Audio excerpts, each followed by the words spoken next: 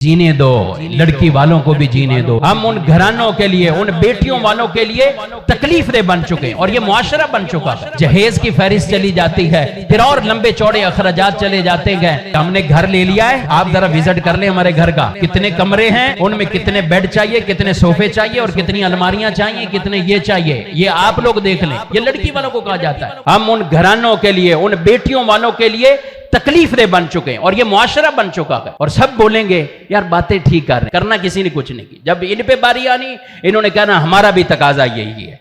रिश्ता पसंद आया, अगला मरहला, फिर अगला मरहला, फिर जहेज की फहरिस्त चली जाती है, फिर और लंबे चौड़े अखराजात चले जाते हैं।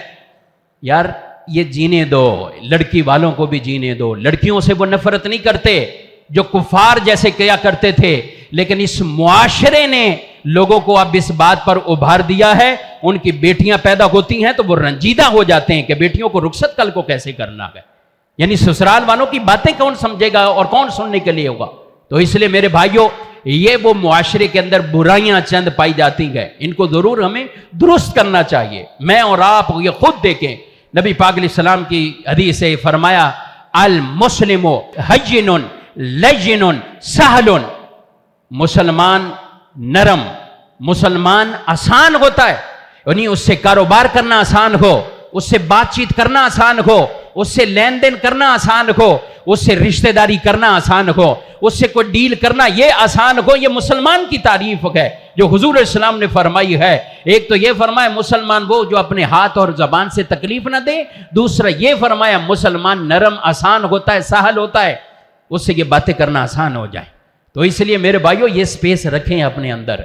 अगर कोई इस तरह का मामला होता है, मैं और आप सोचें हमने बेहतरी का क्या इक़दाम करना है, तो फिर देखिए हमारे मुआशरे के अंदर कितनी अच्छाइयाँ इस पर मुरतब होंगी। और जब रिश्तों की तलाश में हो या रिश्ते आदमी देखे, तो ये जो नबी पाक अलैहिस्सलाम की मुबारक तालीम है, इनको भी अपने सामने रखें, इनको मुकद्दम रखते हुए ये अंदाज इख्तियार करें। और हत्तल इम्कान लड़की वालों से बिलखुसूस किसी तरह की कोई डिमांड, और ऐसे मुआशरे में माशाल्लाह चंद घराने नजर आए, अच्छे नजर आए, जिन्होंने पहले से ही कह दिया होता है हमें कोई किसी तरह की ना उन्हें जहेज चाहिए ना कुछ है। वो कहते हैं हमने घर भी बना लिया, फ्लैट भी ले लिया, आप जाकर देख लो, हमने वहां पे फर्नीचर भी लगा दिया है, हमें कोई किसी तरह की जरूरत नहीं है। लेकिन ये उंगली पे गिने जाएंगे, एक होंगे, दो होंगे, तीन होंगे, बस ऐसे नहीं। यहां तो ये होता है कि हमने घर ले लिया है, आप जरा विजिट कर लें हमारे घर का, कितने कमरे हैं, उनमें कितने बेड चाहिए, कितने सोफे चाहिए और कितनी अलमारियां चाहिए, कितने ये चाहिए, ये आप लोग देख लें। ये लड़की वालों को कहा जाता है।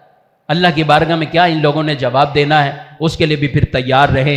अगर लोगों के साथ ये डिमांड करके उनके नाहक तरीके से माल लिए, और फिर लड़की वाले बेचारे जगह जगह ज़कातें मांग रहे होते हैं। कई ऐसे लोग हैं जो ज़कातें मांग रहे होते हैं और फिर जाकर के हमने अपनी लड़की का ब्याह करना है। एक तो वो है कि जो ज़रूरत की हद तक कुछ खर्चा करना, और एक ये कि इनकी डिमांड को पूरा करते हुए लड़की वाले ये सब कुछ करें, तो ये बिल्कुल गलत है। ना इसकी इस्लाम कतन इजाज़त देता है। हम सब इस्लाम की बातें तो ज़रूर करते हैं, लेकिन जब यहाँ आता है मामला तो फिर हम नहीं। हमने शायद समझा हुआ इस्लाम, ये सजदा कर लिया, नमाज पढ़ ली, इस्लाम हमारा मुकम्मल हो गया।